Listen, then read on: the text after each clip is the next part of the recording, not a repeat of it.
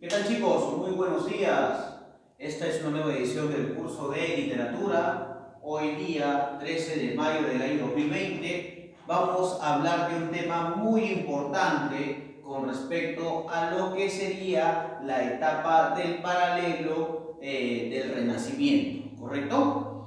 Ya vimos la clase pasada en qué consistía el Renacimiento, vimos cuáles eran los procesos, pero por una condición estructural y establecida, vamos al día de hoy a hablar de la Edad de Oro, ¿correcto? Este ya sería el tema número 5, ¿correcto? Del tiempo ordinario de clase, ¿no? Hay que recordar que seguimos en esta etapa de las clases virtuales, pero no por ello debemos de alguna manera dejar de enseñar o dejar de aprender, ¿no? Esta clase está dirigida para los chicos de cuarto año de secundaria del colegio GUNI en Cañete.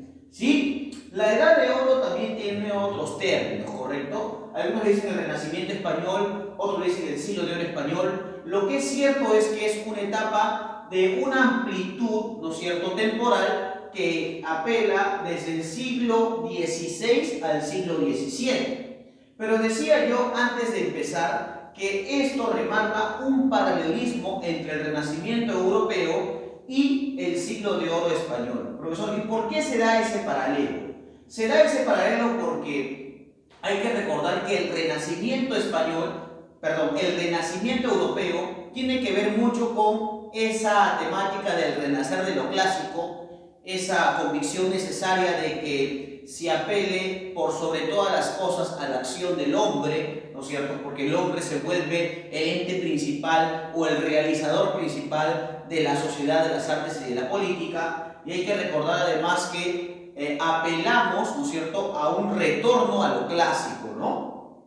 En la Edad de Oro, ¿no es cierto?, surge algo muy curioso, porque si bien es cierto, ustedes saben que un movimiento literario surge en oposición a otro movimiento, hay que recordar que la Edad de Oro todavía seguía teniendo ciertas virtudes o ciertas cualidades del medievalismo, ¿correcto? Entonces todavía la Iglesia Católica no había perdido el poder, ¿no? Es más, España, ¿no es cierto?, llega a una etapa de auge, no solamente literaria, sino también económica.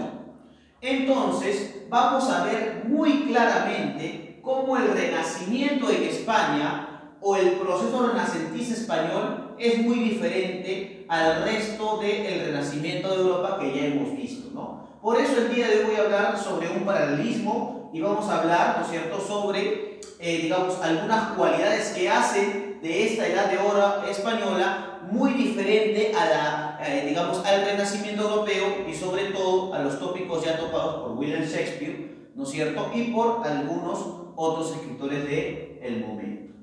Primero vamos a hablar del contexto histórico. ¿Por qué surge la Edad de Oro? La pregunta sería inmediata para ustedes, ¿no? ¿Por qué creen que España logra un auge determinado? Porque España, chicos, se vuelve un país colonizador. O sea, gracias a la colonización de, digamos, España a territorios americanos, es que se da digamos, esta visión, ¿no es cierto?, digamos, esta visión provechosa, esta visión conquistadora de lo que va a convertirse en lo que se va a denominar el Nuevo Mundo o América, ¿no?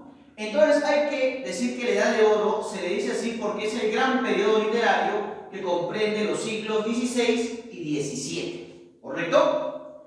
Ahora, ¿desde cuándo aparece esta Edad de Oro? ¿No es cierto? Porque hay que hablar que la Edad de Oro es una manifestación literaria, sobre todo literaria y también cultural, ¿correcto? Cultural, ¿ya? Entonces, comprende desde la redacción de las obras de Garcilaso. Garcilaso, hay que recordar que Garcilaso de la Vega es el poeta del Renacimiento en 1530, hasta la muerte de Pedro Calderón de la Barca en 1781, o también denominado el Teatro del Barroco, ¿correcto? Entonces, durante ese contexto, ¿no es cierto?, es el proceso de aparición de la Edad de Oro en España. España había llegado a un esplendor político y militar. Recuerden que por una cuestión de azar, Colón llega a descubrir una nueva ruta hacia las Indias, que no era otra cosa que el descubrimiento o la invasión hacia un nuevo continente que era América, ¿no? Entonces, lógicamente, si España encuentra un esplendor político, es gracias al propio gobierno que se manejaba en ese país, que era la monarquía, ¿no es cierto? O sea, el gobierno de los reyes y del principado, ¿no? Vamos a encontrar, por ejemplo, aquí a Carlos. No pongo el número, ¿no es cierto? Porque puede ser Carlos I o Carlos V, ¿no es cierto? Ahora voy a explicar por qué tenía dos números este monarca español. Felipe II, Felipe III y Felipe IV, ¿no? Estos van a conducir a España a la hegemonía europea. ¿Eso qué quiere decir? Que España, por primera vez en su historia, se va a convertir en el país, ¿no es cierto?, más importante de Europa y más solvente económicamente hablando, ¿correcto? Es por eso que España tiene un proceso cultural y económico que lo diferencia del resto de principados europeos, ¿no? Lo diferencia de Inglaterra, lo diferencia de Francia, lo diferencia de Alemania, ¿no? Es por primera vez que España logra un auge muy importante a lo largo de su historia. Ahora, este auge tiene que ver con qué? Primero, con, digamos, el último triunfo que tienen los españoles sobre los moros, ¿no? Hay que recordar que los árabes van a invadir, ¿no?, de alguna manera la península ibérica, y más de 700 años van a estar impuestos en esta zona, ¿no?, en las zonas de Toledo, Andalucía, Villavicencio, ¿no? Entonces, ¿qué va a pasar? Entre los hechos históricos van a derrotar a los turcos en Lepanto, en la batalla de Lepanto. ¿Por qué es importante, profesor, la batalla de Lepanto? Como una anécdota, porque en Lepanto, ¿no es cierto?, Miguel de Cervantes Saavedra, ¿no es cierto?, el renovador del teatro, perdón, el renovador del español, ¿no es cierto?, de la narrativa española, va a perder el movimiento de uno de sus brazos, ¿no es cierto? Hay que recordar que por esta época los escritores también se hacían a las guerras. Hay que recordar que también por esta época los escritores tenían un sentido nacional muy importante. Y es por eso que cuando Miguel de Cervantes pierde esta movilidad de su brazo izquierdo, le es impuesto el apelativo del manco de Lepanto, por si acaso, ¿no? Entonces, derrota de los turcos en Lepanto por Juan de Austria en 1571. O sea que esta vendría a ser la última batalla, ¿no es cierto?, la última batalla que se va a dar dentro de la península ibérica entre los moros y los españoles, ¿correcto? Donde España va a salir de este problema bélico. Si salen de este problema bélico, incluido además, ¿no es cierto?, el descubrimiento de una nueva ruta hacia las Indias, que era América, entonces España logra una independencia gubernamental y una independencia económica importante. Y es por eso que España se convierte en un país con hegemonía europea.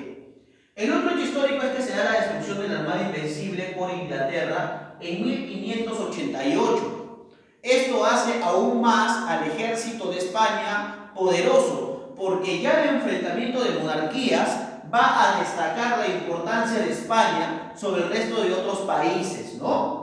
Y en el aspecto cultural, porque no solamente hay un apogeo político, no solamente hay un apogeo histórico, sino también un apogeo cultural. Ya te había dicho que el proceso, ¿no es cierto?, el proceso del Renacimiento español o la Edad de Oro era muy diferente al Renacimiento europeo. ¿Por qué? Porque todavía había vinculaciones medievales en el contexto cultural y literario de España.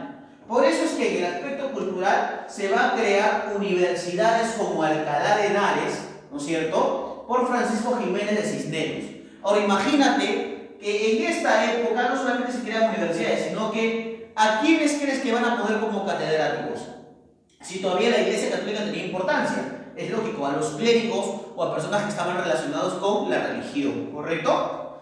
Hay que recordar que también se crea la primera universidad en América, ¿no? ¿Ustedes saben cuál es la primera universidad de América? La Universidad Nacional Mayor de San Marcos, ¿no?, creada allá por el año de 1542, ¿no? Es la universidad más antigua de América.